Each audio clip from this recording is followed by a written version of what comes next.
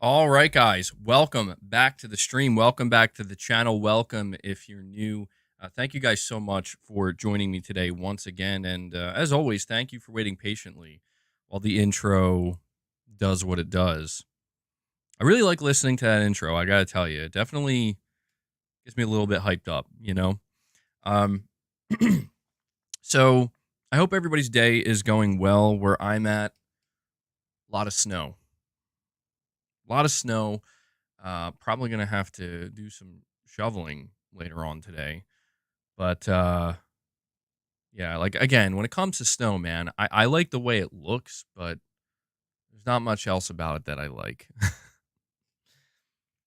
Fancy meeting me here? Yeah, certainly, certainly. All right, so let me tell you guys and let you guys know what's on the docket today. Before I do that, though, we got Jake Skew 27 coming in, dropping his daily membership gift. That's pretty much what he does here. He gets us started with a membership gift. Jake, thank you so much, man. I appreciate the continued support. Chris, you're saying no snow where you are? Yeah, snow can be fun sometimes, like if you're just hanging out, getting in a snowball fight, sledding or something like that. But I don't know, man. As a kid, it was fun. As an adult, it's work. you know, it's work. You're saying I look drained. Do I look drained? I don't know. I feel okay. Like my energy level. I don't know that my energy levels are on the same level that they were yesterday. Things were going crazy yesterday, bro. But I'm feeling pretty good. Um We have Zombie Dragon. Zombie Dragon comes in and drops a membership gift as well. Zombie Dragon, really appreciate that support, man. Between Jake Skew's gift and Zombie Dragons, that's 2 members already. So good stuff, guys. Thank you for the continued support. Before I waste any more time here, let me tell you guys what's on the docket today. Okay. So first we're starting with a regular topic driven stream, which is this one. I have, let me see, 1, 2, 3. I have about 3 topics to dive into. Now, that may not sound like a lot, but one of these topics in particular, we're going to dive deeply into. We have a lot to talk about. We will be bringing up Jim Ryan. I think it's only fitting. Jim Ryan's going to be retiring in just a couple of months. I think he's retiring at the end of March. So there is something that just came out, not from Jim Ryan, but something that came out, not actually even from Sony, that I want to highlight and call attention to because I think we are seeing some developers and some game makers in a way kind of rally behind what Jim Ryan basically said uh, earlier this generation. And you guys know Jim Ryan has received a lot of hate. It's understandable to some degree, but I think he's probably received too much hate. He really was not like that bad of a CEO for PlayStation. He's done a pretty good job overall, but he's made maybe a couple mistakes. But this one thing in particular that we're gonna look back on, I think we're gonna look back and say Jim was totally right. At least that's what I'm thinking. So we're gonna dive into these different topics. Before I do that, though, and actually, this stream is not the only thing that's on the docket today. So The Last of Us Part 2 Remastered dropped today. I'm going to be doing a second stream after this one that will be dedicated to playing The Last of Us Part 2 for a little while. Okay. And my goal, if everything goes according to plan, is after that, we will segue into a members lounge. All right. So I hope you guys will stick with me today and stay tuned because we got a lot. We got a lot on the docket. Robert, you're saying you're playing it right now. Good stuff, man.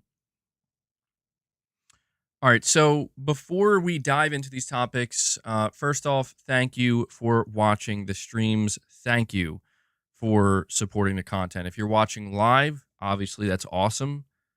Love it when you guys are here hanging out with me, listening to me talk, and kind of having a back and forth. But if you're watching later on, thank you for that as well. Listen, if you're somebody who's watching the stream later on, while it's not live, make sure you refer to the timestamps. Okay. I know that people want to just dive into the topics, they want to just hear certain segments.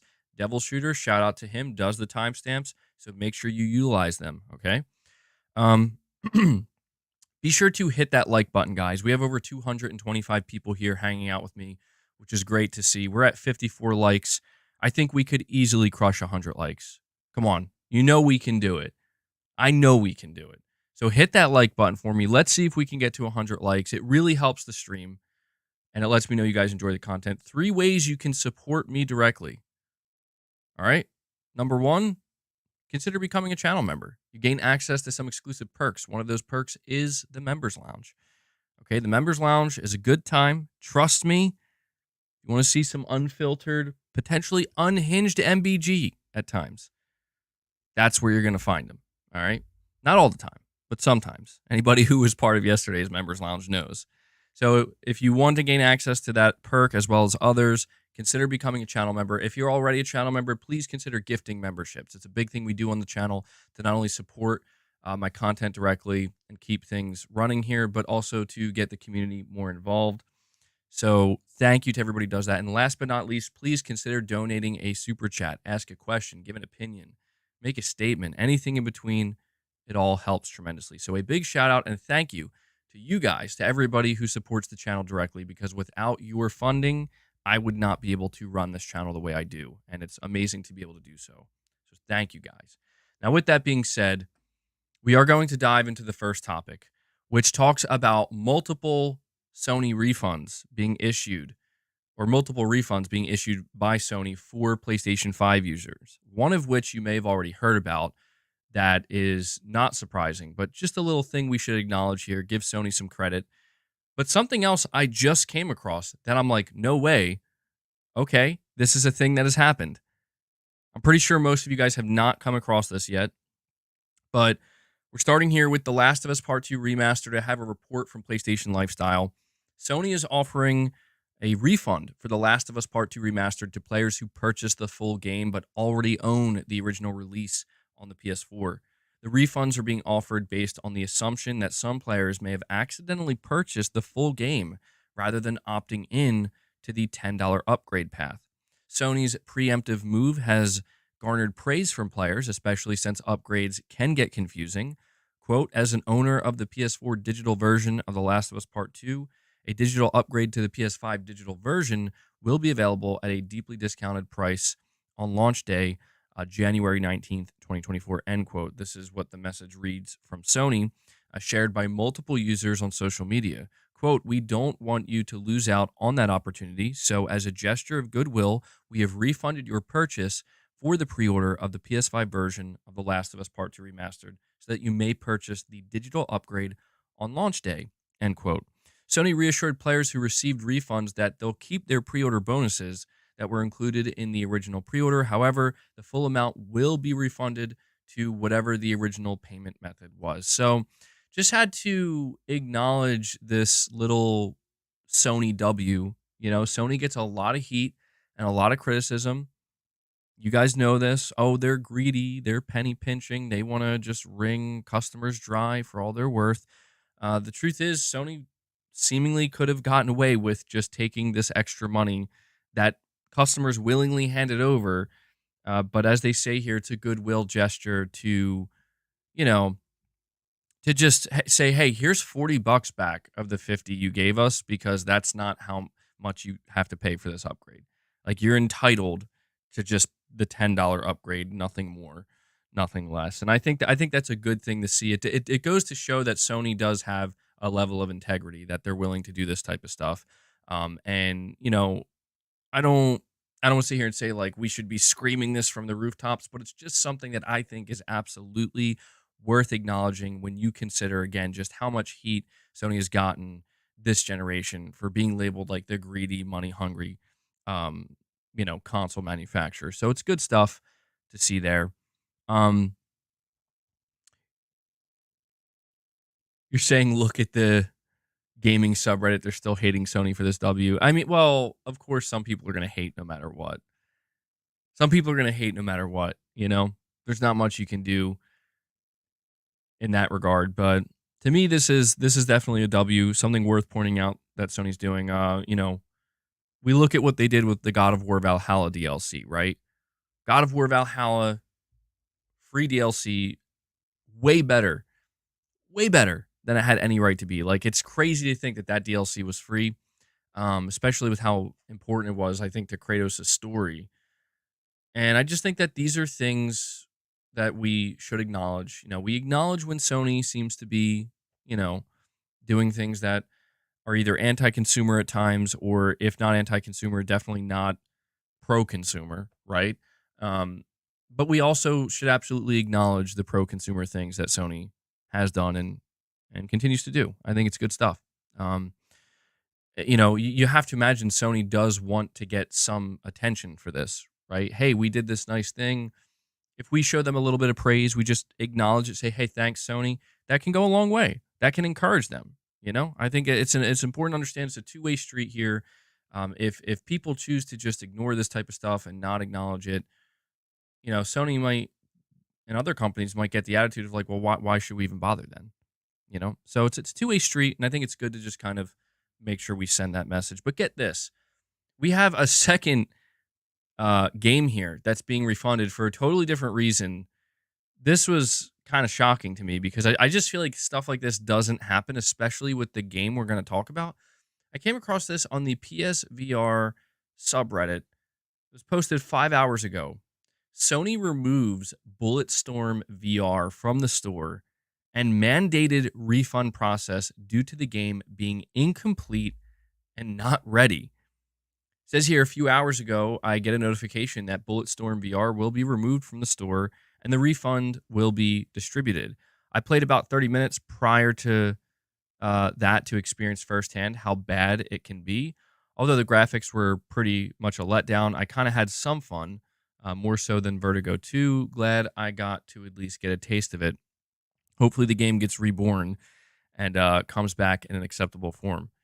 Wow. I don't, this is, again, I just feel like stuff like this doesn't really happen. It's Bulletstorm. It's not like it's some random game that just kind of squeezed its way through the cracks here and slipped through the cracks and, just kind of went under the radar. This is this is a AAA game that is being converted to VR, and it's so incomplete and unfinished apparently that Sony was like, we got to pull this. You also have to question how this got through, right? Like Sony, it is their responsibility to check these things and check the boxes and make sure that it goes through the proper certification process so that they're not putting a completely broken mess onto their storefront. So, Sony is a little bit at fault here for maybe just not paying enough attention. But obviously, you got to wonder from the developer's perspective, like why, right? Like why would you do this? Why would you release this game in the state if it's so bad that Sony's going to pull it and say, you're not making money on our platform. We're refunding all the customers. I feel like that's such an extreme situation though, where like Sony literally says, no, we are going to refund you. Like you don't have a choice. Like we're giving you your money back and we're taking the game because it's broken. It makes me wonder. It makes me wonder just how bad the game actually was. It wasn't a game that I was planning on picking up for PSVR 2, but I have to imagine maybe the pre-orders on it were relatively low because I saw that it did have a discount for PS Plus users. Yeah, so that game Pal World launched today in early access. Is that game supposed to come to PlayStation 5 at some point? Pal World is like it's basically Pokemon with guns, is what it is. And it seems to be generating a lot of interest because of that. I mean, I have to admit, even for me, when I hear that, I'm like, well, that sounds interesting. Pokemon with guns, you say? No, it's not coming to PlayStation. Yeah, did Microsoft lock that one down? You're saying it will come to PS5 later. That's what I'm thinking. It might be like an early access type exclusive where Sony doesn't allow games to release in early access on the PlayStation console. So I'm thinking like it's one of these things where when it leaves early access and it gets a full release, maybe it'll come to PlayStation, but maybe Microsoft will try to lock it down if it's doing this well.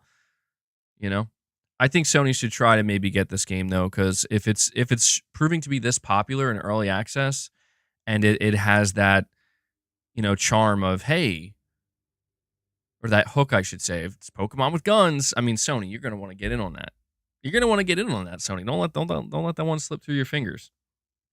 But that's basically the first topic I wanted to go over with you guys. Nothing major, just highlighting some refunding that's going on the PlayStation storefront. But with that being said, I want to move on to the second topic here. This one we're going to get through very quickly, but I want to try to get better at following this because I feel like I don't cover it enough for anybody who comes here for like news and information. Okay, so games that are leaving PlayStation Plus Extra and Premium for February 2024. Again, being reported by PlayStation Lifestyle, Sony has revealed the next batch of games leaving PlayStation Plus Extra and Premium catalogs.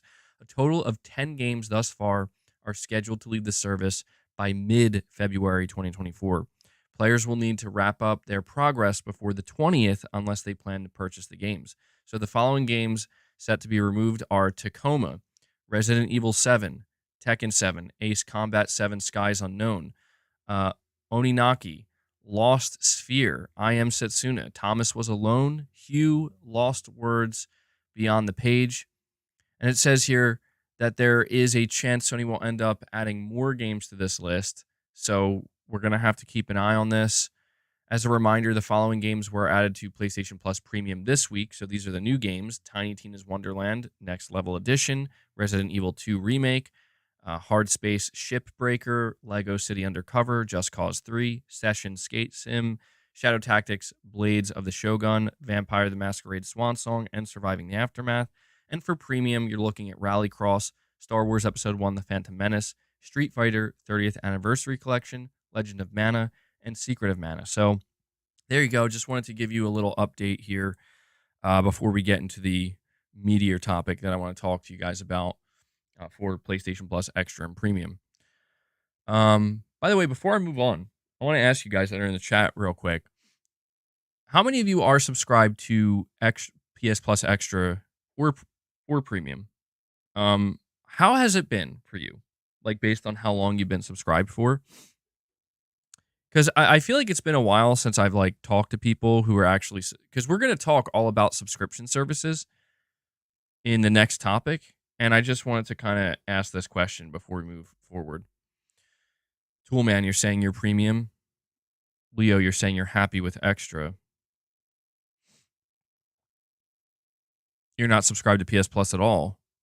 Rufus, you're saying subscriptions suck. Saying I should do a poll. Yeah, you know what? Maybe I should construct a poll. That would be easier to gauge this.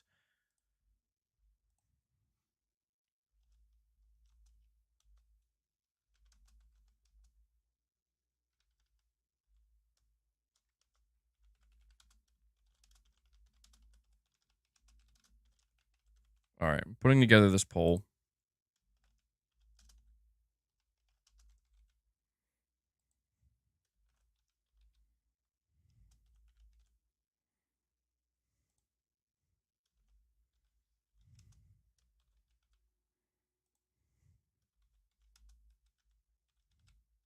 And there we go. I'm trying to put a couple more options here because I know it's different for everybody.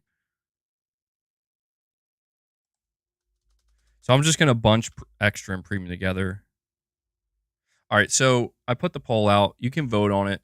I'm asking, how do you like PS Plus Extra / Premium? I have 4 options here you can choose from. It's very good. It's okay. It's bad. Not subscribed. I feel like I had to put very good instead of just good because I feel like when people say it's okay or it's fine, that implies it's good, like it's good enough. So very good obviously is like, it kind of is a standout to you. So thank you guys for voting on that. I'll come back to this later on.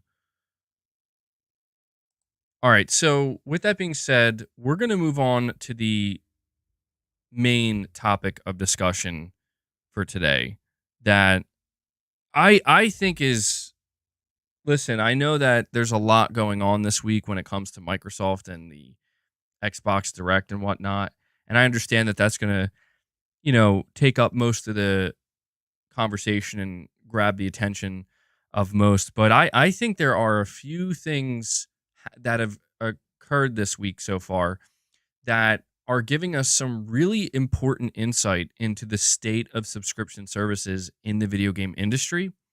And obviously, this is a conversation that is important to me as a PlayStation fan because gauging what's going on with the subscription service model, knowing that Sony's main competitor, that is apparently their main way forward for now, seems that might change, but for now, and also knowing that Sony has their own with PlayStation Plus, Essential, Extra, and Premium.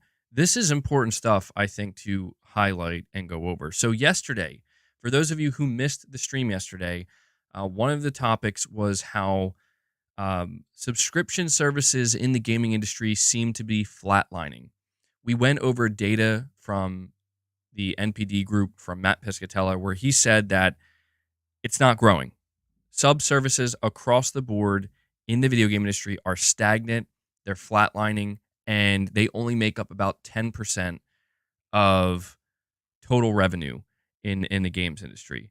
So, that obviously is not a great sign for any of these subscription services, PlayStation Plus, Game Pass, Ubisoft Plus, whatever. And I think it calls attention to the conversation we've been having for years now, which is the subscription based model truly the future of the video game industry? Like, is this a future of how people engage with games and play games? Well, after going over that data, we now have something else that I think is worth going over. It's a report from PlayStation Lifestyle, and it says here that Baldur's Gate 3 developer refuses to put its games on a subscription service or subscription services. They say here, don't expect Baldur's Gate 3 on PlayStation Plus or Game Pass, as developer Larian Studios refuses to put its games on any subscription services. CEO Sven Vink, I think that's how you say his name, says that he isn't against the subscription model, but is opposed to it becoming the dominant model for delivering games. Recently, a rather controversial statement by Ubisoft executive Philip Tremblay made rounds online, in which he stated that players need to become comfortable with the idea of not owning their games in order for subscription services to grow. Reacting to the statement, Vink said that if subscriptions become the dominant model, it'll be a lot harder to get good content. Getting getting a board to okay a project fueled by idealism is almost impossible. And idealism needs room to exist, even if it can lead to disaster, Vink opined. Subscription models will always end up being cost/benefit analysis exercises intended to maximize profit. He added that if the games market becomes muddled with subscriptions, discoverability will become an issue, and preference of subscription services will end up determining what games get made. You won't find our games on a subscription service. Even if I respect that for many developers, it represents an opportunity to make their game, he concluded. And so there's also a quote tweet where he quoted IGN, where IGN was reporting on what Ubisoft had to say, and he says, "Whatever the future of games looks like, content will always be king, but it's going to be a lot harder to get good content if subscription becomes the dominant model, and a select group gets to decide what goes to market and what doesn't. Direct from developer to players is the way." So, this to me is 100% worth highlighting because Baldur's Gate 3 won Game of the Year. Baldur's Gate 3 is a smash hit game that just, took 2023 by storm. I personally didn't play it, but, it's a game that you couldn't avoid hearing about or seeing, or seeing people talk about. And what he is basically saying, it's pretty simple. Hey, we're not putting our game on a subscription service because we don't believe in it. We don't believe this should be where great video games go, where AAA video games go, where our video games go. He's clearly stating here that if this is the direction the industry heads in, and this is the part that really caught my attention, he basically says in maybe so many words what Jim Ryan already stated previously, which is that, the it'll be harder to get good content. Now, here's the thing. He seems to be framing it in the context of discoverability and how if there's just, too much trying to make its way to a subservice, it's going, and basically the platform holder themselves or the subscription model holder decides how they're going to curate that content, it can harm discoverability and in turn potentially make it more difficult for people to find quality games, right? But there's also the angle where he seems to at least subtly be insinuating that the quality of the games could also diminish. And this brings me back to two articles regarding what Jim Ryan, excuse me, had to say about subscription services. Now, the first one is from a while ago. The first one is from VGC, September 17th, 2020. So, over 3 years ago at this point. PlayStation's boss says that Game Pass model doesn't make any sense for Sony. PlayStation boss Jim Ryan has said a subscription model like Xbox Game Pass doesn't make any sense for Sony's first-party operation, considering its focus on big-budget games. Speaking to GamesIndustry.biz following Wednesday's PS5 showcase, man, what a good showcase that was. The SIE president claimed a subscription-type model would be unsustainable for PlayStation Studios because it often sees its game budgets grow to well over $100 million, which, looking back, that's an understatement. Yes, not only they certainly swell to well over 100 million. We are now realizing that some of these games are going beyond 200 million. In the case of Spider-Man 2, 300 million. It's insanity, actually. On Wednesday, Sony announced the PlayStation Plus collection, a library of PS4 games, which subscribers to its online service will receive as part of their service on PS5. However, Jim Ryan ruled out putting new releases behind the submodel like Microsoft does with Game Pass. For us, having a catalog of games is not something that defines a platform. The executive said, our pitch, as you've heard, is new games, great games. We have had this conversation before. We are not going to go down that road of putting new releases into the subscription model. These games cost many millions of dollars, well over $100 million to develop. We just don't see that as sustainable. He added, we want to make the games bigger and better and hopefully at some stage more persistent. Maybe he was kind of hinting towards their potential live service push when he says persistent. So putting these into a subscription model on day one for us just doesn't make any sense. For others in a different situation, it might well make sense, but for us it doesn't. We want to expand and grow our existing ecosystem, and putting new games into a subscription model just doesn't sit with that. In contrast to Jim Ryan's comments, Xbox head Phil Spencer has claimed that Xbox Game Pass can be a real decision maker for people evaluating which next-gen console to buy this year, which, I mean, goddamn, dude. You know, when you look back towards the, we kind of like reflect on the PS5 and the Xbox Series consoles. Jim Ryan couldn't have been more right in what he was saying. Phil Spencer couldn't have been more wrong. It's interesting. I don't think that Game Pass was a real decision maker for people when they were deciding which console to pick up. I'll be honest, if that was the case, you would have to imagine that we would be looking at a different situation right now with, how many Xbox consoles are sold versus how many PlayStation 5s. But I digress. It says here that commenting on the PlayStation Plus collection, which includes games like Monster Hunter World and Bloodborne, as part of the online subscription, Ryan said that he hopes fans are surprised and delighted by the announcement. And so, yeah, this is the first article that I wanted to highlight where Jim Ryan back in 2020 was just straight up stating that this is not going to work for Sony. It just wasn't. I mean, he couldn't have been more clear about it. He's saying we want bigger and better games.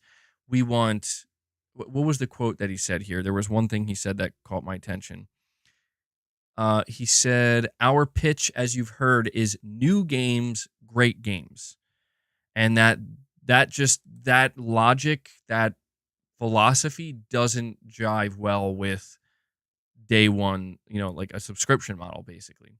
So that's the first article I wanted to go over with you, kind of looking back at what Jim Ryan had to say and how it kind of matches up with what this Baldur's Gate 3 developer is saying. There's differences there, certainly. But next up, we have this is actually much more recent. This is from March 29th, 2022. GamesIndustry.biz. PlayStation's Jim Ryan. Our games could suffer if they went straight into PlayStation Plus. Whenever a new platform or service gets announced, the focus is inevitably on what's missing rather than what's there. Sony's new PlayStation Plus subscription offering boasts online multiplayer access, hundreds of PS4 and PS5 games, streaming, retro titles, and trials. But what it doesn't include, unlike its main competitor, are new first-party games that launch in the service at the same time when they come out to retail. We feel like we are in a good virtuous cycle with the studios, explains PlayStation CEO Jim Ryan, where the investment delivers success, which enables yet more investment, which delivers yet more success. We like that cycle, and we think our gamers like that cycle. See, this is why it is sad. It is honestly kind of sad to see Jim retiring, because I know he's not like that popular, and he has said some controversial things, but when he says stuff like this, I feel like he's speaking directly to me. Like, yes, Jim, you are right. Thank you for realizing that. Thank you for realizing that, I don't want to say everybody, but in general, it seems like PlayStation players like the investment. We like to see that large sum investment into your games to make them bigger and better without going overboard. Of course, this is a problem Sony's facing right now where they might have to trim it down a little bit. But, making that investment and saying, well, we're going to charge you full price for that. And we will buy those games. It's so interesting, like kind of reflecting on this and looking at just, dude, Jim Ryan was kind of a Chad, bro. Like he was just like, no. You know what I mean? Like, dude, he just was straight up like, yeah, no, we're not doing that. That's wrong for us. And when you consider like how prevalent things like the Game Pass deal and value were at that time, you could imagine. I mean, I remember there was a lot of pressure. It's like, Sony, you're going to match that? And he's just like, nope. And I mean, Sony stood their ground, man. And it seemingly is working out for them, because when you look at the data, as I referenced earlier, which we talked about yesterday, the data tells you subscription services are stagnating. And now, even today, Jim Ryan obviously isn't doing interviews. He's not talking about this stuff. But we're seeing developers like the Baldur's Gate 3 dev, while the reasoning might be slightly different, basically saying like, yeah, this just can't work. Direct from developer to consumer is how it should work. In other words, translation, we make the game, we charge money for that game, the consumer buys that game, the player buys that game. I mean, the Baldur's Gate 3 director is straight up saying, look, I mean, when you boil it down, when you whittle it down, he's agreeing with Sony. He's not directly saying, oh, we agree with Sony. He's just saying that the model that Sony's using, that they have been backing up, Sony being kind of, pushing away the whole day one subscription service type stuff, and just really at this point kind of I don't want to say shoving away the subscription service, but clearly PlayStation Plus is not their priority. It's just interesting to not only see the data, but now see big name developers that are winning Game of the Year kind of rallying behind what we've been saying this whole time, which is the subscription service model is not the future, and it shouldn't be, because it just doesn't make sense. Not in gaming anyway. Not in the AAA game space. But let me continue on here. It says, he continues in terms, referencing the Jim Ryan article from 2022. He continues in terms of putting our games into the service or any of our services upon their release. As you well know, this is not a road we've gone down in the past, and it's not a road we're going to go down with this new service. He's talking about PlayStation Plus Extra and Premium. We feel if we were to do that with the games that we make at PlayStation Studios, that virtuous cycle will be broken. The level of investment that we need to make in our studios would not be possible, and we think the knock-on effect on the quality of the games that we make would not be something that gamers want. Ryan's view on this isn't unique to Sony. Most AAA publishers are reluctant to put their most recent games into subscription services. The counter argument is that by putting your latest titles into PlayStation Plus or Xbox Game Pass, you potentially are widening your audience. Overnight, your new release could have tens of millions of players, and if your game has other forms of monetization in it, then the revenue potential is significant. And even if your game doesn't have microtransactions, Xbox believes that subscriptions combined with streaming is the key to finding new console players. Ryan's perspective is a pragmatic one, and PlayStation's current position on this is entirely subject to change. The way the world is changing so very quickly at this moment, nothing is forever, he tells us. Who would have said even 4 years ago that you would see a AAA PlayStation IP being published on PC? We started that last year with Horizon Zero Dawn, then Days Gone, and now God of War, a hugely polished and accomplished PC version of that game. We've had great critical success and great commercial success, and everybody has made their peace with that happening and is completely at ease with it. I look back 4 years and think nobody would have seen that coming. So I don't want to cast anything in stone at this stage. All I'm talking to today is the approach we're taking in the short term. The way our publishing model works right now, it doesn't make any sense. But things can change very quickly in this industry, as we all know. So again, just kind of highlighting a little bit of Jim Ryan's wisdom here. He's been at Sony for, pretty much his entire career, been at PlayStation his entire career. Back then, he was stating what I think was obvious, but, just still remains true today for any CEO who's going to take his position. Hey, this is the way it is now. We're making our projections based on the data we're seeing now. But we also know that things can change. And this is why I do think that some of the decisions that Jim Ryan ultimately made are going to prove to be very wise and smart, where it's like, look, we're trying to do what will make the traditional PlayStation gamer happy. Bigger, better games, sequels to games you guys loved, focus on the PS5 console. But he also realized that we got to expand in these other areas, at least to an extent. We have to try. So that way, if there is some kind of radical shift all of a sudden, that's why PlayStation Plus Extra and Premium was created, I think. So that way, if it really does turn out that our data was wrong, and 4 years from now, everybody's just subscribing to services, Game Pass takes over, Ubisoft Plus, EA Play, they're all exploding. Well, we want to be involved there a little bit, at least ready to make that pivot if we have to.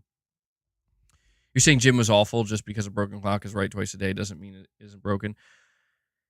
Well, listen, again, I don't think Jim was a perfect CEO. I think the biggest problem with Jim is that maybe it's like a good thing, but it was also kind of like a double-edged sword, is he just really seemingly did not care about what even the PlayStation fan base had to say. Like, you could tell he was looking at the numbers and the charts, and when he would come out and talk, that's what he was referring to. Like, he wasn't referring to, like, he pretty much didn't even acknowledge the fan base. You know what I mean? And I think a lot of that made it so that he just seemed pretty tone deaf and abrasive, and he just came off like a numbers guy, which it seems like he was. But you can't argue that he got the PlayStation 5 to where it is now, and maybe his biggest blunder could have ended up being his decision to say we should pull the trigger on Bungie. Maybe that will be his biggest blunder, but I wouldn't say he was awful. I would say that and with things like this, because you gotta keep in mind, we could have had a PlayStation CEO that jumped the shark. That was just like, oh my God, Microsoft is thinking 10 years ahead. They're like, this is Microsoft. They're convinced that going day one and day and date with our games is the future. We should get ahead of them, and we should just do that now. We should just rip the Band-Aid off. We could have had a CEO that was like doing something like that, and it would have been disastrous for PlayStation when you look at the results now. When you look at the data now. So there is that, but yeah, I get what you're saying. Jim definitely was a controversial figure for PlayStation. You're saying Jim was at the company for almost 20 years. I think he was actually there for like 30 years, dude. Almost 30 years. He knows more than all of us. I do agree. Like that's why I try not to get so, being an armchair analyst, right? Like I try to acknowledge the fact that even though these executives make decisions that sometimes I look at and I'm like, what? Like, now you can see why Sony increased the price of PlayStation Plus. I'm not saying as a consumer that I'm happy with that. I'm not. But you can see why. Like, dude, people are not subscribing. Like, it's stagnating. It's it's hit a brick wall and they're trying to run a profitable business, they're probably like, look, if like when they said this is so we can continue to deliver games for you guys for PlayStation Plus Essential, Extra, and Premium, I don't think they were lying. Like, I think they were saying, like, dude, the price of all this shit's going up and no one's subscribing. Like, we're not growing, we're actually shrinking. And people still expect decent or good games, you know? So it's interesting what's going on in the industry right now. That's true. Yeah. Jim doesn't make all the he didn't make all the decisions on his own. That's true. I think he was like kind of the figurehead of PlayStation this generation, but that's correct. You're saying your internet, Jake, is getting all weird because of the ice? Damn, dude. Yeah, I mean, it's still snowing where I am, and it's really starting to pile up. I hope I don't have any problems like that. I hope you have a good day at work, man. Again, thanks for the membership gift earlier. You said the dude is. You're saying you haven't driven your car in a week and it's covered in ice and snow. Currently sitting in the car waiting for it to melt. Damn, that's brutal. Well, good luck, man. I'm glad I could be there with you, though. That's so interesting to think about. Like, there's somebody out there right now is listening to me. I'm assuming on their phone, talk about PlayStation's Jim Ryan and subscription services while they're sitting in their like snow ice covered car waiting for that to just melt so they can go home. That's crazy. It makes me again. I always kind of when I hear about stuff like that, it always makes me wonder like what else are people doing out there where you just hear my voice in the background talking about this stuff. What the hell is that noise?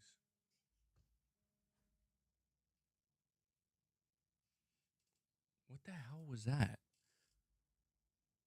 I just got like it sounded like a phone vibrating. It was really loud, but it wasn't my phone. I don't know what that was. Really weird. Anyway, I appreciate it. I appreciate the viewership, guys. Um, what are you saying? I have to get on top of right away?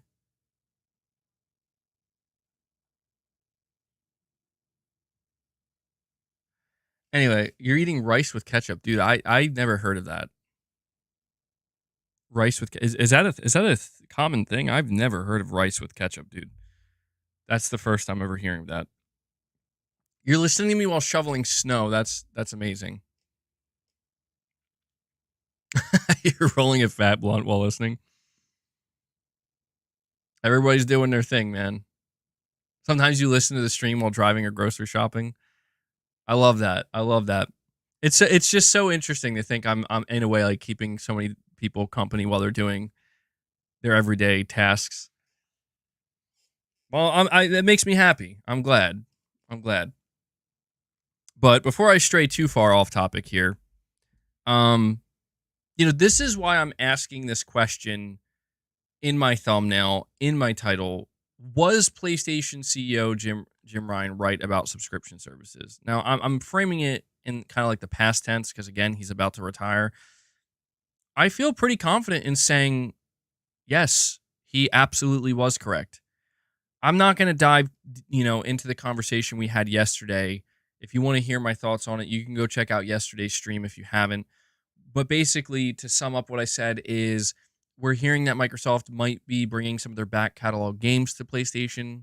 I think after hearing Microsoft CEO say that they're going to start publishing on PlayStation, Nintendo, seems like they're really starting to position themselves more so as a dominant third-party publisher in the industry, not so much a dominant, subscription holder or anything like that, or certainly not a console manufacturer. And because of this, I'm beginning to think that you can't help but wonder if in the end it turns out Microsoft was the one who bet on the wrong horse here. Because I know we look at the situation that happened with Bungie and is still going on over there where clearly maybe Sony made potentially a bad purchase. It's too early to really say for sure. We need to give it more time. But you do have to start to wonder if like this whole idea of like the Netflix of gaming. I even have another article here. Well, actually, I don't have it up in front of me. Let me see if I can.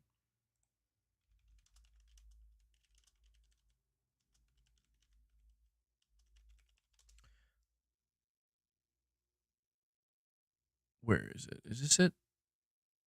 I have another article here. This is from, when was this article published? March 29th, 2022. PlayStation says it doesn't think game subscriptions will dominate like Netflix and Spotify. This is what Jim Ryan was saying nearly 2 years ago.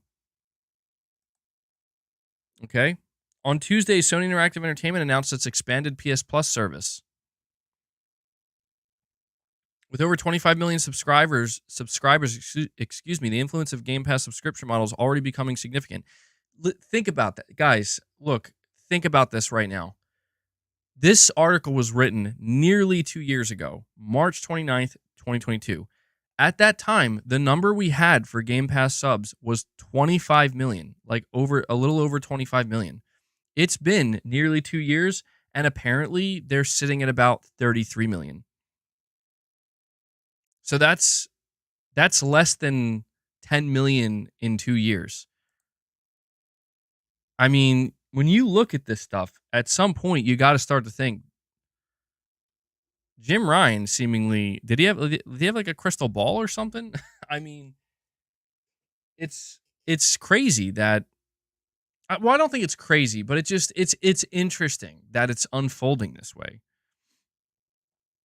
Because I remember one of the reasons why Jim Ryan got so much hate for this, like when one of the things Jim Ryan got a lot of heat for was basically like pushing back against this because the consumer loved it.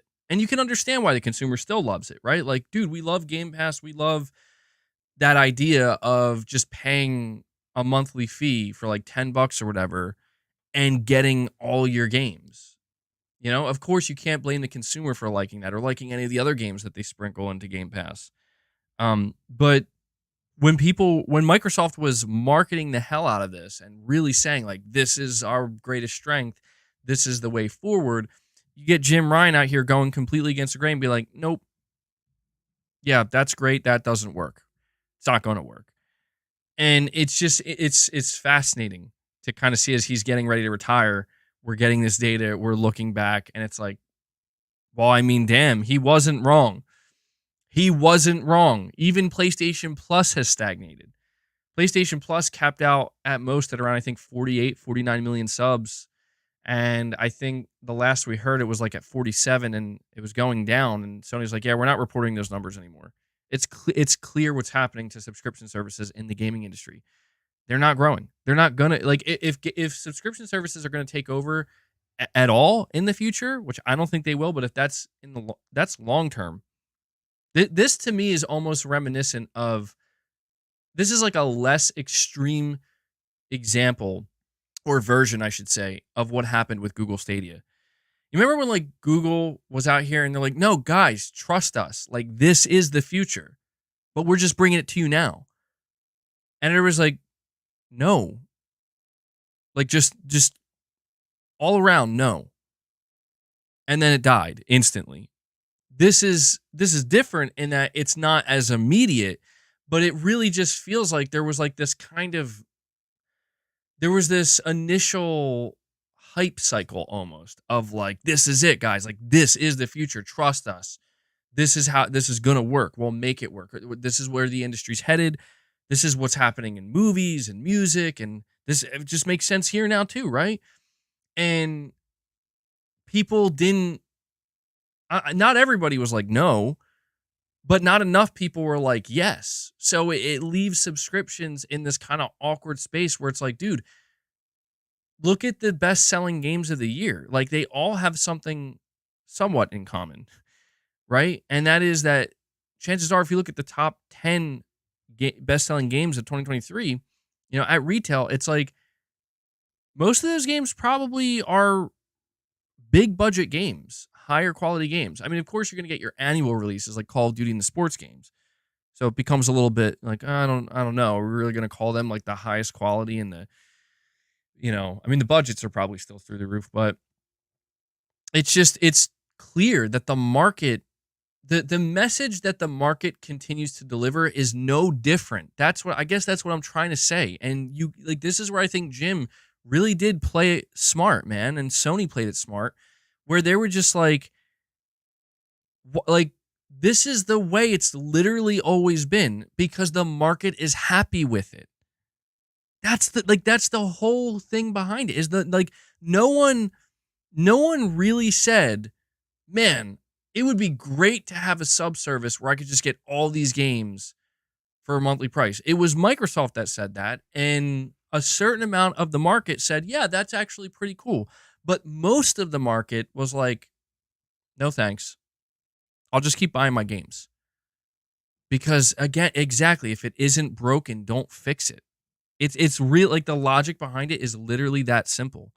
And this is also why I said yesterday that I would not be surprised if Microsoft's long-term play is to just be a third-party publisher. Because think about it.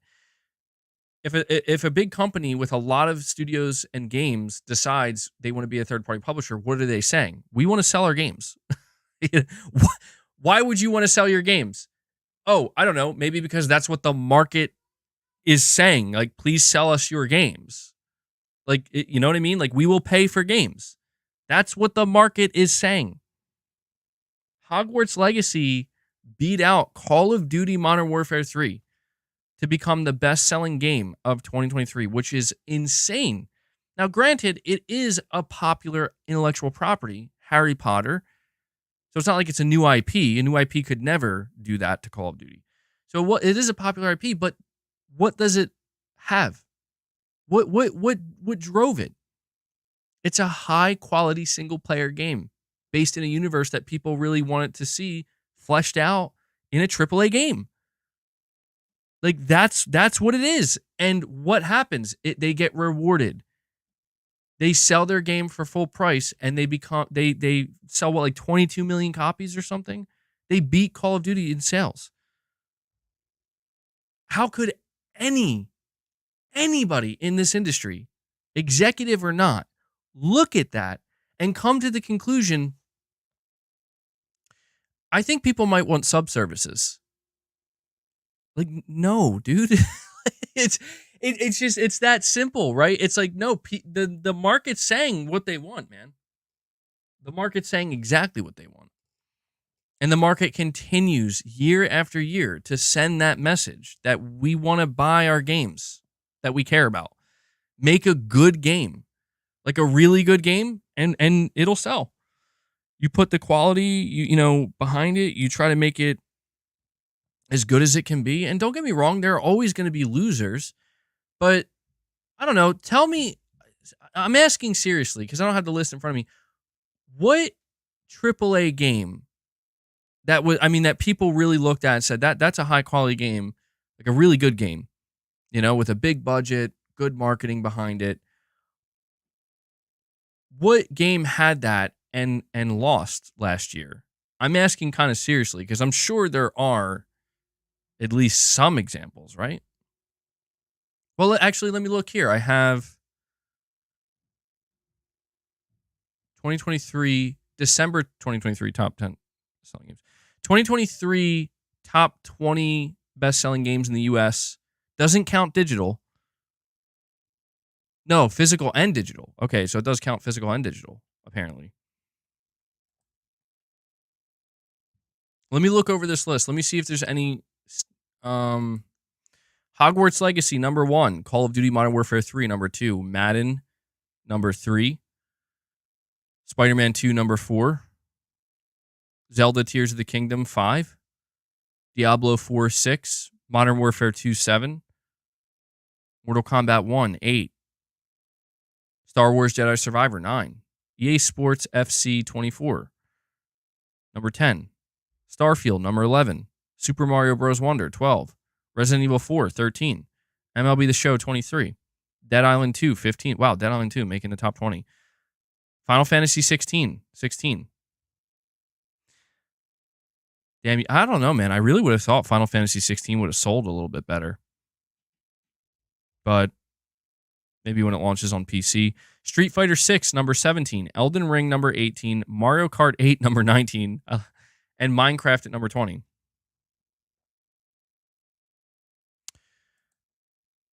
Alan Wake 2 is not on there. Avatar's not on there. Well, Avatar came out in December, so maybe it just didn't have enough time. Dude, I wonder if the Avatar game did fail sales-wise. But then again, was there really like a lot of demand for a AAA Avatar game? I don't know.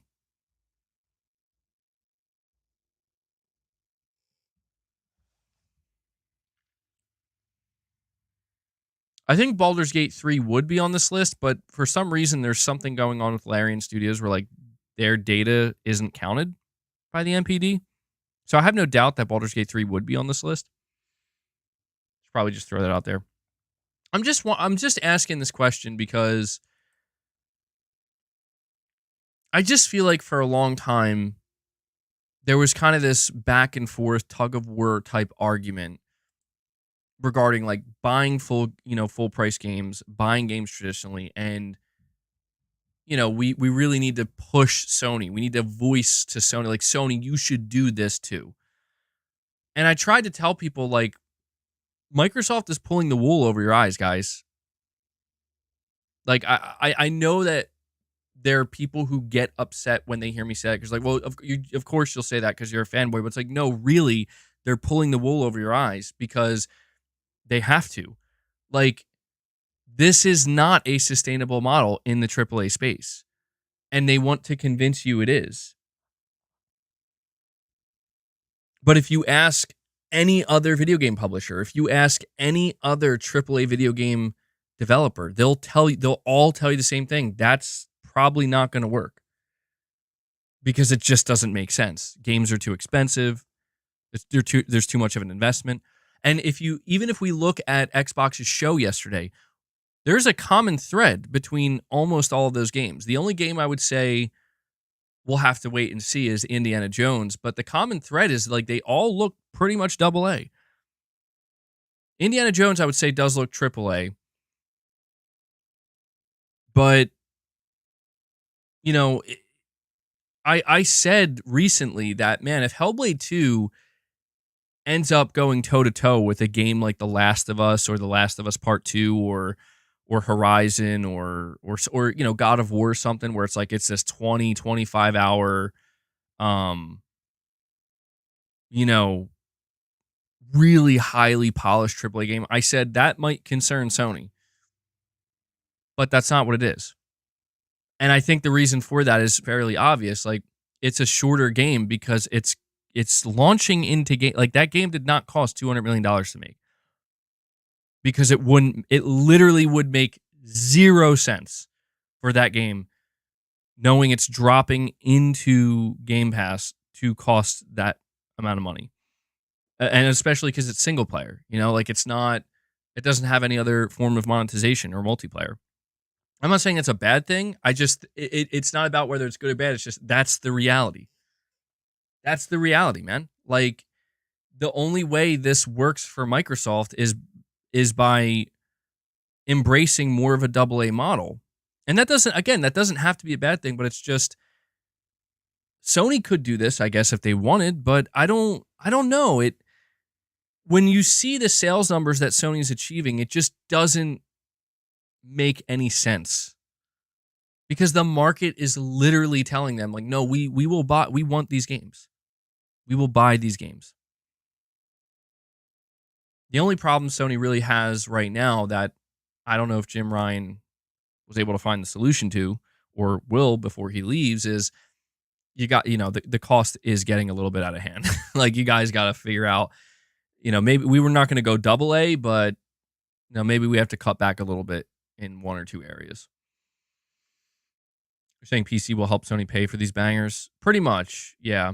You think Sony should have a mix? I think that could be a solution for Sony. But it's hard to determine how exactly they could maintain that. I mean, in order for Sony to achieve a healthy mix of AA and AAA from their internal studios, not talking about their second and third party partners, it would basically, I mean, they would really have to find a way to perfectly manage all of their big studios where it's like, you know, on a constant rotating basis where it's like, okay, at all times, our big studios are working on these big behemoth 5, 6+ year development AAA games with massive budgets, but they have a second team that's on a constant rotating basis working on something smaller. I mean, we do kind of see that. Like Insomniac has achieved that, right? A Venom game's supposed to come out next year or I think in 2025, and it's like it's going to be like again a $50 experience. We've seen that with Naughty Dog with Uncharted Lost Legacy.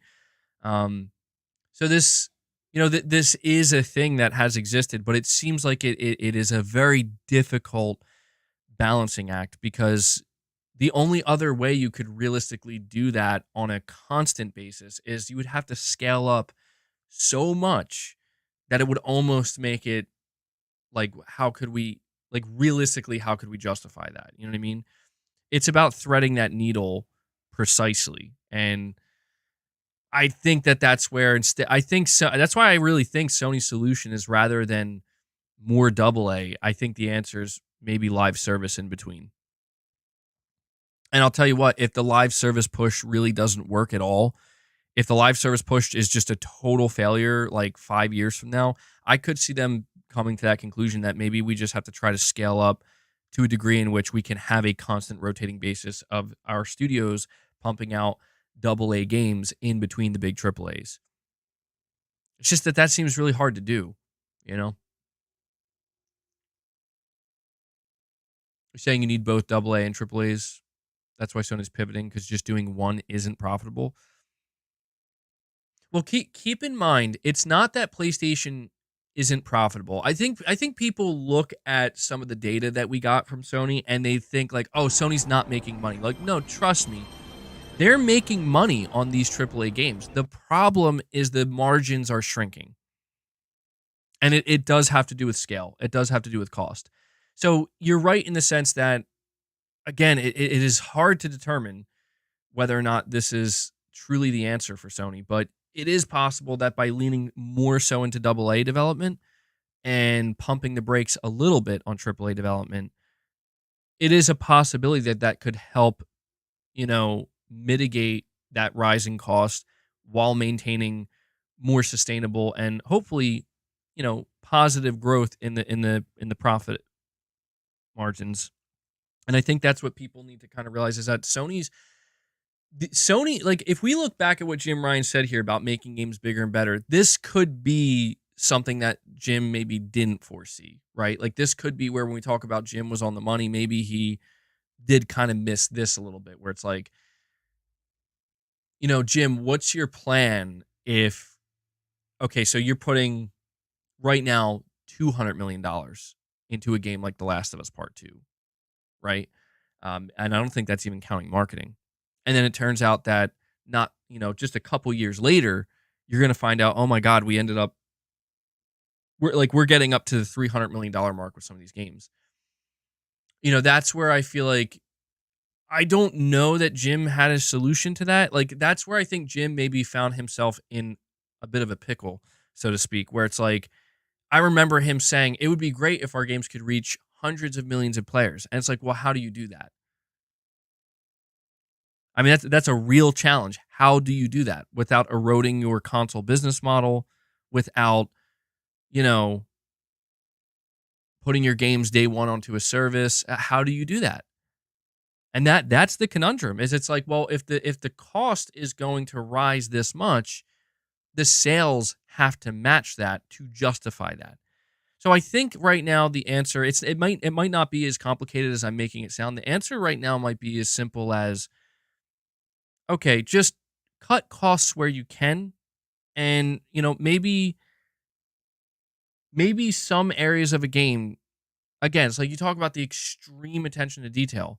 I'm going to be playing The Last of Us Part 2 Remastered later. And it's like, I know that if I play that game, when I play the game, like every single area of that game has like the most painstaking attention to detail. There's like not going to be a single imperfection, right? And it's like, well, maybe that's where how much money went into making sure that Naughty Dog could be perfectionists. And maybe that answer to that question is actually a good chunk of money and time went into that. Maybe, you know, pump the brakes on that a little bit. Like, it's okay if this one area, that no one's ever going to see, maybe like that one random person who's looking for it is going to go try to look over in that corner and see if it's, are the physics still intact? Is that asset, native 4K or whatever? Like, stuff like that, I could see, just finding some, I don't say taking shortcuts, but just not being too perfectionist about it, But that's tough though, because when you think about what the PlayStation fan base has come to expect, I don't want to say it's perfection, but it's like there is a level of like, again, man, in a way, when Naughty Dog delivers those types of games, where it's like, man, you go through this with a freaking, you know, you could go over it, comb over it hundreds and thousands of times with a microscope, and you're not gonna find the imperfection. Like they covered their bases. Once you set that precedent, you know, it's hard to go backwards. You know what I mean? So we'll see, man. We'll see what, because Spider-Man 2 cost $300 million to make, and people still did that. They still went over it with a fine tooth comb and criticized some of the stuff.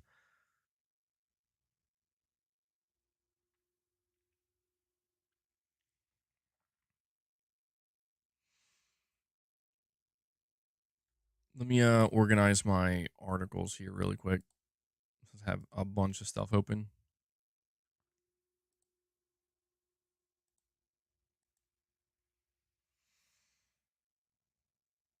How much did they have to pay Marvel? Yeah, that could be another problem for Sony, at least with Insomniac and the licensing problem. Because from what I gather, based off the data from the Insomniac hack, it seems like they're paying, like Disney's getting a lot of money from them. And some people were even saying that this seems like a bad deal. Like Sony may have signed a bad deal. Is Sony going to have a PlayStation showcase this year? I feel confident in saying yes. I don't think it's like I don't, not like a secret showcase. No, nothing like. I just think like straight up like it's 2024. Their last showcase was in 2023. Like they should have at least one big showcase this year. If Sony doesn't have a showcase this year, we're gonna have to sound the alarm. All right, I'll tell you right now, we're gonna have to sound the alarm if Sony doesn't do a showcase this year. Puddlegate, yeah, I remember that. See, you see what I'm saying though? Do you see what I'm saying? Where it's like Puddlegate. What? How does something like that become a thing? And I think it's just because, dude, PlayStation's internal studios have been competing with each other for years. They haven't been competing with Microsoft or Nintendo. They've been competing with each other. That's just the reality of it, because Nintendo has made it clear, like, well, we have our own game design philosophy that we're sticking with. Microsoft, at this point in time, clearly has their own as well. So it's like when PlayStation is really one of the only ones like trying to scale up in the AAA space in this way, with the scope that they have, it's like, yeah, Naughty Dog's competing with Santa Monica, and Santa Monica's competing with Naughty Dog, and Sucker Punch is competing with Gorilla, and Gorilla's competing with Sucker Punch. You know what I mean? Like they're all just competing with each other. And I think that is ultimately what leads to Insomniac, they're making a PlayStation exclusive. It has to be on par. Oh, what's up with that puddle? Why is that? Why is there puddles missing? Like what's going on here? You know what I mean? It's like I think that, yeah, in that way, that kind of like friendly rivalry and friendly competition, and truly like, trying to be perfectionist about it to a certain degree, I think it's good. Like, I think that's actually very good. I think that's what has led these studios to reach this level of quality. But there's also a bit of a curse that goes along with it too, where it's like, again, like once the genie's out of the bottle, in this case, once you deliver something on this level, you can't really go backwards, and you gotta, people are gonna be expecting less and less mistakes. going forward. And so anytime there may be a mistake, again, it's just as simple as once the bar's raised to a new level, the chances of that that same studio or another studio clearing that bar gets a lot harder. And I don't think this has to be a bad thing, but I do think that it can turn into a bad thing when people become, I think, unwilling to be realistic at times and maybe realize that, if listen, I obviously am a fan of what Sony's doing. I like the idea of bigger and better AAA games and trying to push the bar and push the envelope. I like that. I want to see that space grow, but I'm also understanding where it's like when Sony's saying, okay, this game costs $300 million. We need to bring that cost down. I'm also okay with saying, well, Sony, listen, I don't want to see this shit implode on itself. I want to see it get so big that it's like it's just not realistic anymore. I don't want to see that either. So do what you got to do again to thread that needle, find that balance. But I guess to get back to the main point of the conversation here, I don't think subscription services really play a role in any of this. I mean, we even went over the data a couple weeks back where it showed we had the I didn't present it on screen, but we had the graphs internally from Sony showing, okay, we put Horizon Forbidden West into PlayStation Plus 1 year after launch. What did it do? It killed sales. It murdered sales. And there's a reason why Sony hasn't done that since. And they're like, yeah, we're not doing that shit again. And it's like, of course it's going to hurt sales. Like, why wouldn't that hurt sales? Why wouldn't it? For a game like Horizon Forbidden West. Because especially from a company like Sony, where Sony doesn't really do stuff like that. I think it was good for the exposure of the game. Again, and I want to make this clear because I think some people might walk away with this with the wrong impression. I am not against subscription services inherently. Like, I think they're fine. But I think subscription services at the end of the day in video games are meant to be supplementary, not primary. Supplementary. Just like cloud gaming, maybe much more relevant than cloud gaming right now. But I think that's what they're meant to be. Maybe in the long-term future when cloud gaming is the dominant form of gaming and that's how people are playing their games, maybe then that's when the transition happens.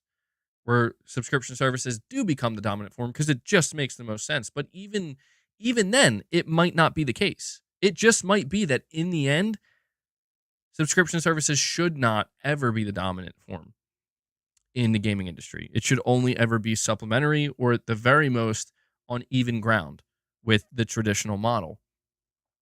Chris Brown, thank you for the $2 super chat, man. You're saying, why was Bungie able to cancel factions? They blow. Well, you know what? I don't know that it was Bungie that did it. It could have been. I mean, we got that report from Jason Schreier, but I remember also hearing that apparently, and I'm trying to remember where this was sourced from, but there was like some rumblings going on that Naughty Dog was just afraid that they were going to put out not a flop. Well, it could have been potentially flop, but like basically it comes down to the prestige of their studio where they're like, listen, we've seen many prestigious single player studios decide we're going to make a live service game now, and then it basically ruins the studio. Like we've seen that happen. Most recently, we're seeing that right now in front of us with Rocksteady. Like Rocksteady's cooked, dude. It's over for them. The founders left. The admiration that people had for that studio with the Arkham series, like that was a time and a place, and it's now gone because they're like, let's make a live service game that no one asked for and make it, I don't know, like just full blown, like 5 currencies on screen type of live service. It's like, listen, maybe one day you guys can make a comeback, but that's like a decade plus from now. It's over. Just like it was over for God, BioWare. You know, like BioWare had more than one chance and they blew it. But what they did with Anthem was it was such a huge failure. It's like, what are you guys doing? And I guess I'm just saying that I think somewhere along the way, like Naughty Dog or somebody at PlayStation was like, they like this might be exactly what's about to happen to Naughty Dog. And we won't know. We won't know. I wish we could know because I don't know. It seemed like based off of what we are hearing, The Last of Us multiplayer was actually shaping up to be a very good game. But I, it's hard to say, dude. Is it Bungie's fault? Did Naughty Dog? I mean, you have to imagine Naughty Dog had the final say, not Bungie. Like, you know what I'm saying? Like, you have to. A situation that I could see is Bungie, or sorry, Naughty Dog was actually fine with the way they made their game. Like, they're like, you know what? I think we got this. I think we got this. And then Bungie comes in. Sony says, Bungie, give us your evaluation. And Bungie's like, well, there are a couple issues. There are a couple of concerns. And basically what Sony maybe told Naughty Dog is, listen, guys, we don't doubt you, but we trust Bungie on this one. And maybe you guys should take a little bit more time, tweak some things. And maybe Naughty Dog just got pissed and they're like, no. Like, no, you know what? Just, we want the game canceled. We're not doing this. Like, if we can't do it our way, we're not doing it. I could see a scenario where basically there was a massive internal strife. Because remember, Connie Booth apparently got fired. Connie Booth was a producer at PlayStation for 30 years or like 20 plus years. And it's like, what the hell went down that Connie Booth got fired? It makes me think that there was just some kind of massive strife, but you know, where somebody, I don't know, somebody was interfering with somebody's magic, so to speak, and they were like, I don't think so. Perfect Image with a $5 super chat. Thank you for that, buddy. You're saying Sony subscription is thumbs up. Drop the price by $20 and you'll get more subs. Better first-person shooters like Ghost, Rise, Red Dead, GTA. Saying less sci-fi. I mean, they could listen. If Sony really wanted to focus on growing PlayStation Plus, they could do it. Like they could easily. I think Sony could easily, maybe not easily, but they have the means to grow PlayStation Plus. But I think it just comes down to, again, Sony is not a charity. You know what I mean? And neither is Microsoft. It's like these companies. These companies are in this to, it's not about just making, at least I think in the case of Sony and Microsoft, it's not about just making short-term like profits. You know, of course they have to pursue some of these avenues of short-term profits can be made. But when you're talking about something like a subscription service and how much you're going to put into it, how much you're going to focus on it, how much you're going to prioritize it, I mean, that's something where you need to crunch the numbers. Like you need to have some level of foresight because again, you look at Microsoft, no matter what happens to Microsoft going forward, good or bad for the Xbox division, they cannot turn around and say, okay, we're not dropping our games day one into Game Pass anymore. We're going to start selling them, at least to Xbox players or PC players. They cannot do that. And it's just, they can't. That is no longer an option. And so it's one of these things where like when you make that decision, you better be damn sure that this is going to work in the end. Because if it doesn't, you're going to be finding yourself in a position where you're going to be like, oh my God, we should have just kept selling our games. You know? And I think Sony is just like, yeah, we're not even going to entertain that possibility. I think Sony's I think Sony is more likely to start becoming a little bit more third party themselves. I don't think they are, but I think it's more likely that they're willing to do that than start dropping games into their service day one. Because like the idea of even being a little bit third party, like Microsoft might be doing, that is leaning towards the traditional sales-based model. the whole thing about subscription services is like you are sacrificing that. And there is there is a price to I've always told people like there is a price to be paid somewhere by someone for doing this. And the price is, in the case of Microsoft, there's a reason why no one else is doing what Microsoft is doing, because Microsoft is the one having to pay that price, and they're not going to want to pay it forever because it doesn't make any business sense. So I don't know, man. It's interesting the way this is all kind of turning out. JD Gamer with two $5 super chats. Really appreciate that, bud. You're saying Microsoft has said that Game Pass is only part of their strategy, not their entire strategy. Their plan consists of Game Pass, package sales, and cloud. Xbox wants to have you subscribe to Game Pass, buy a game on Xbox/PC elsewhere, or play it on cloud. Microsoft plans to collect your money from where you play. And yeah, I do agree with that, JD Gamer. Like, maybe my evaluation of Microsoft in the past couple of years could have been off the mark, in that maybe you're right. That was always their goal. You know what I mean? Like, it's not just about Game Pass. It's about getting your money. So JD Gamer, it's interesting because when you're saying this, the thing that pops into my mind is maybe the truest thing, or not the truest, but the most accurate, like, go-to thing that was ever said by Microsoft or a Microsoft executive was the case-by-case basis. Case-by-case basis. And I always thought that was so peculiar because what that is basically saying is, in this case, this game isn't making money. We're going to find a way to make money off of it. In this case, it is making money. So we're not so worried about it. You know what I mean? I just feel like that's basically what is communicated. And I guess when you frame it in the way that you are, where you're talking about Game Pass, package sales, cloud, etc., it kind of does fall in line with that.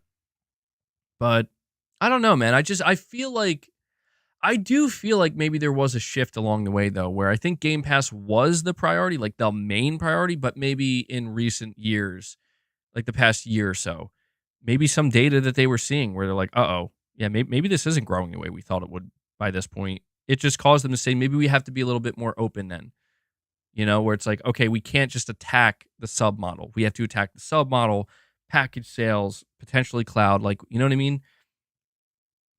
And JD Gamer, again, you're saying here the traditional AAA model has failed and isn't sustainable, says Ryan and every other CEO. PlayStation and Xbox have to adapt to this and make the necessary changes. So you're saying the traditional AAA model has failed and isn't sustainable. I'll be honest, man. Like, is it not becoming clear to everybody, myself included, that, dude, no one model seems to be sustainable in perpetuity. Like, it just seems like there is some kind of, again, when I say there's a price to be paid for everything, in the case of the AAA game space, this is the literal price that has to be, like, literally, you want to make a bigger, better game, yeah, you're going to have to pay another $100 million, which means you're going to have to probably get another $5 million or more in sales. And you're saying it's the economy. I think that is it. I mean, yeah, it seems like that is a big part of it as well. To be honest, it seems like everything's kind of out of whack and out of sync, and these companies have to, regardless of how much money they have in their bank account to sit on, how many, how valuable their assets are, regardless of that, like, they still have to try to navigate these rough waters of, like, okay, what, like, the cost is just, what do we, like, how do we keep this under control? So I do agree that, like, even with Sony's traditional business model, I think Jim was right about what he had to say about sub services, but it also seems like maybe there was still a kind of, a storm lying in wait for PlayStation that I don't want to say they didn't fully anticipate, but they just maybe are now realizing, like, okay, we knew there was going to be a storm, but maybe we just didn't realize it was going to be this bad or get this bad this quickly, where it's like, we really have to get this shit under control, because if not, like, it's, we're navigating some rough waters here where I mean, the imperative on every AAA PlayStation exclusive to just sell, dude. Like a copious amount of copies. It really is that critical for them. Where I say the market is okay with that, and the market is okay with that, but it's like, what do you do when you get to a point where like 8 million in sales isn't really enough? Even 10 million is like, we're getting to that point where it's like, are you saying 10 million might not be enough at some point in the not too distant future? And like, that's when shit starts to get scary, where it's like, okay, um, how are you going to get more than 10 million people to buy your game? So I think what it speaks to, JD Gamer, more than anything, putting the sub model aside, I think what is becoming clearer and clearer, and it's kind of unfortunate that it is coming down to this, but it is the reality, is every gaming company, except maybe for Nintendo, I don't know, Nintendo's an interesting case because I don't know how they really feel about this. Maybe Nintendo's part of what I'm about to say, maybe they're not. But it seems like most gaming companies, certainly Sony, certainly Microsoft, the ones that really have a lot to potentially lose, but also a lot to gain if they play their cards right, they are all getting extremely desperate to find a way to grow outside of the core market. You know what I mean? We see it with Sony where they're like, we got to go to mobile. We got to go to live service. We got to go here. We got to go there, and at least try and see if we can expand. They have a whole roadmap of how they're going to bring PlayStation Plus to every device. Microsoft has already been doing that, but it seems like things are getting even more pressures mounting on Microsoft because Microsoft is making these colossal investments, but their consoles aren't selling, and Game Pass is beginning to stagnate seemingly. So it's like now the imperative is, there's just as much pressure on them where it's like, we got to get out there to more people, man. Like we have to. And JD Gamer, you're saying here with another $5 chat. Thank you for the chats. You're saying Starfield made nearly 250 million from just Steam sales and added the most Game Pass subs in a month that Xbox had ever seen. The way forward is, and you have another chat coming. I'll wait to reply till you drop that other chat so I can keep it cohesive. I appreciate it, by the way, JD Gamer. You're saying the way forward is no single model, but a mixed one. And that's what both PlayStation and Xbox are trying to do. How that mix looks on the other side is what's in question. I think that's well put, JD. I do. I think that's actually very well put because I would agree wholeheartedly with that. That's why even when we're talking about, games like rumored like Hi-Fi Rush and Sea of Thieves coming to PlayStation, I also am sitting there saying that, dude, Sony's already doing that, but just with PC. Like when a game like Horizon Forbidden West releases in 2022 and it's like, wow, the next big PlayStation exclusive banger. Anybody who said at that time, and I was one of these people, I was like, that game's coming to PC.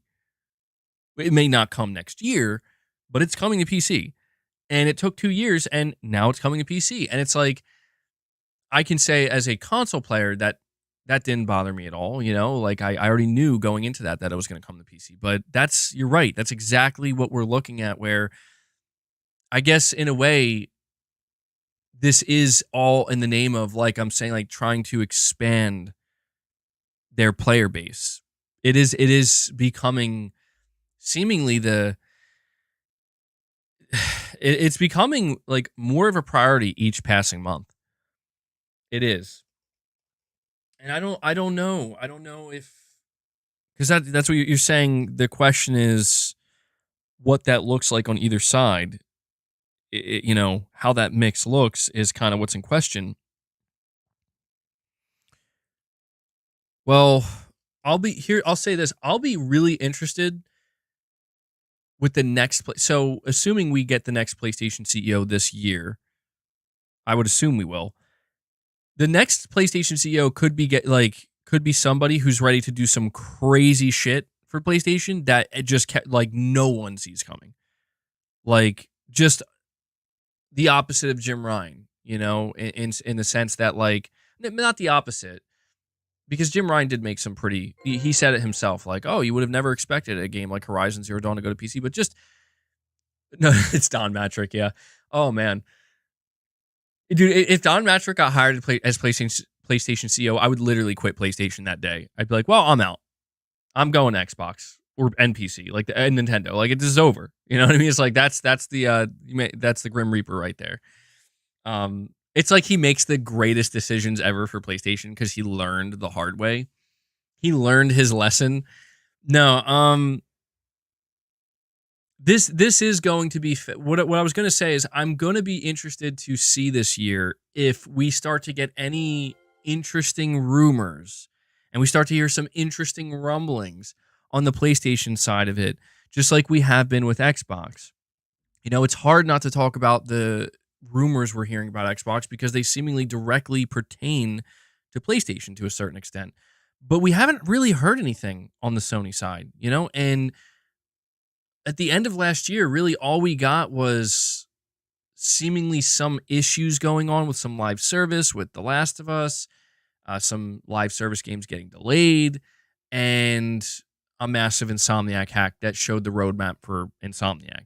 Outside of that, it's like we still have like no idea if there's some kind of shift, you know, that Sony may be prepping to make, or if not, you know, like a contingency plan of some kind. I mean, the I would say that the most insight we got was the PlayStation Plus stuff where Sony laid it out clear, like, yeah, we're gonna put PlayStation Plus everywhere. But you have to wonder, like, what is the goal of that exactly? Like, if your goal is to not grow PlayStation Plus necessarily, because that's not your main priority, and your ultimate goal is we have to reach a wider player base, is it, well, we have our back catalog of games in PlayStation Plus, right? Or older games that already came out. Is it essentially trying to do what they've done on PC, but but just in different markets, like for the mobile, for people who are gonna access PlayStation Plus through their phones or their PCs? Is that, I mean, it makes sense to think that might be the way they're gonna do it, where it's like Ghost of Tsushima is going to come to PC at some point. I think the reason why Sony's been waiting on that announcement is because they want to put it on PC after the sequel is announced. And so it's like, oh, here's Ghost of Tsushima on PC. Maybe get people interested. I guess what I'm trying to explain here is Sony just seems much more hesitant to try to aggressively go to people, to go to those markets, and they're still kind of fixated, rightly so. I think it's understandable why. They're still kind of fixated on, but we could probably bring them to us, or we should at least see if we can bring them to us. So maybe, okay, we bring Ghost of Tsushima to PC after we announce the sequel. How many new PlayStation players did that gain you? Did it gain you any? Are PC players just going to say, no, dude, we're just going to wait? You think Sony's being too restrictive? Austin Garrett, member for 7 months, you're saying, I'm throwing a curveball, but I believe piracy and the used game market is what's really hurting sales. I believe piracy takes half or more sales.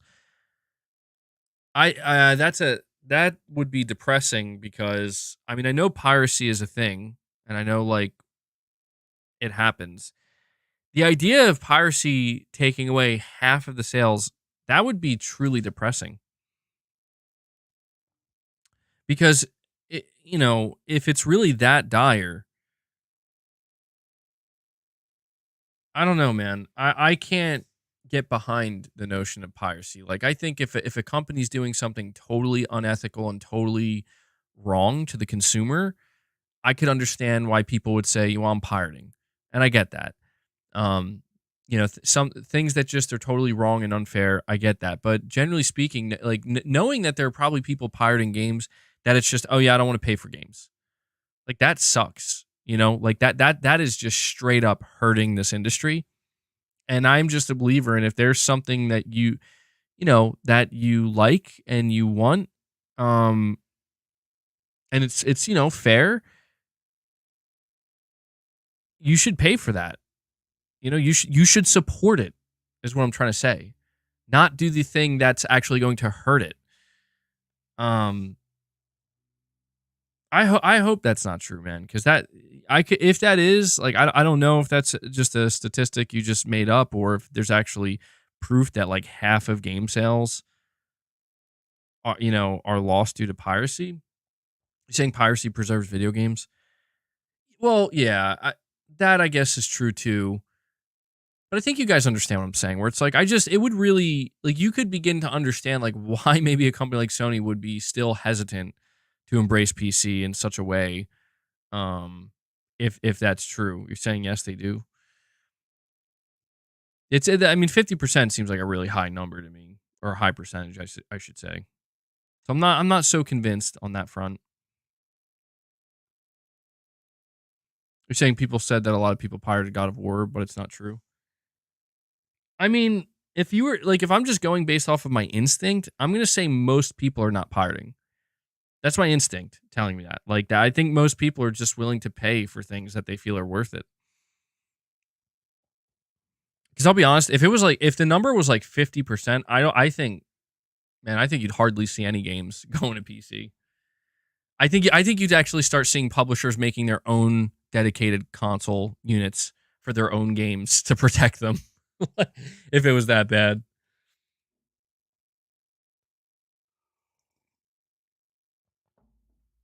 Yeah, I mean, I'm of the mind that if the publisher isn't doing anything wrong, unjust, or unfair, then you should refrain from pirating, and you should try to support. But I know it's murky territory, you know.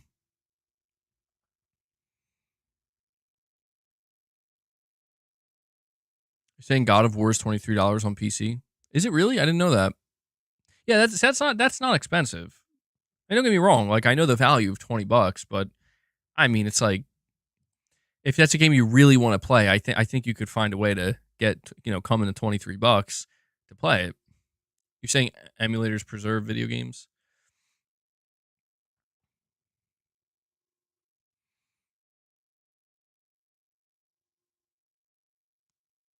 Saying MBG anime and manga are probably the most pirated. Last year they lost over 1 trillion alone on anime. You have to be saying 1 billion. There's no way 1 trillion. That's not true. 1 billion makes sense, but a trillion? Dude, any company that's losing $1 trillion due to piracy, you might just want to get into a different market. Because that's wild, dude. I don't know. Maybe you did mean to type trillion. That's scary. That's actually scary. Um. All right. Let me see here if there is anything else, dude. I just went to Twitter and the first thing I see is an IGN post where it says Halo actor says Master Chief's sex scene was a huge mistake, and I'm just like, what?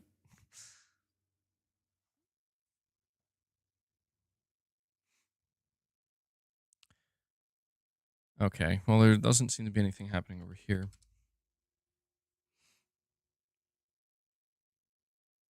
Well, I think this is going to conclude my conversation with you guys today on these topics. You're saying a trillion yen? Maybe it was that. Yeah, maybe a trillion yen. But I wanted to have this conversation with you. I consider today's topics a bit of an extension from yesterday's topics where there's just interesting stuff coming out about gaming subscription services, what's going on with them. You're saying a short show today. Yeah, so that's the thing. You're going to be seeing that as I stream more frequently, there are going to be much shorter shows. There are also still going to be very long shows. It really truly depends on the topic at hand. So like for the topics that I had slated for you today, this is it. This is the most I have to say on it. Anything I say from this point forward would just be trying to add more unnecessarily. And you could even make the argument that maybe I already did add too much unnecessarily, but that's pretty much what I had to say in regards to talking about Jim Ryan, some of his comments. So before I go, though, I want to go to this poll. I'm going to end it now. The poll that I put out before we really dived into this was, how do you like PlayStation Plus Extra and Premium? 590 votes. 37% of you say it's okay. 28% of you say you're not subscribed. 20% say it's very good. And 13% say it's bad. So based off of the chat and those who voted, that's what we're looking at. I do want to tell you, though, guys, I am going to have another stream coming up very soon, today, like in the next 15 or so minutes. We're going to be playing The Last of Us Part 2 Remastered. Okay, so if you want to hang out with me, watch me play that, please tune into that. I told you guys that I'm going to be trying to stream more games this year, and I was serious about that. MBG's favorite hobby is changing right in front of him. It sure is, man. Sure is. It's interesting. It's interesting. So, all right. Thank you guys for tuning in. Thank you to everybody who either dropped memberships or dropped some super chats. I really do appreciate that direct support. I'm going to have a second stream popping up in probably the next 10 or 15 minutes. We're going to play some Last of Us Part 2 Remastered. I also want to give a shout out to Devil Shooter for doing the timestamps for the stream and the show. Thank you so much, Devil Shooter. If you see him in the comments, give him a thank you. And yeah, we'll see what other topics we had to discuss going forward. But that does it. I will catch, hopefully, most of you in the stream for The Last of Us Part 2 Remastered. Anybody who doesn't choose to partake in that, I will catch you guys in the next stream after that. So, all right, guys, that does it. Until next time, take care, everyone.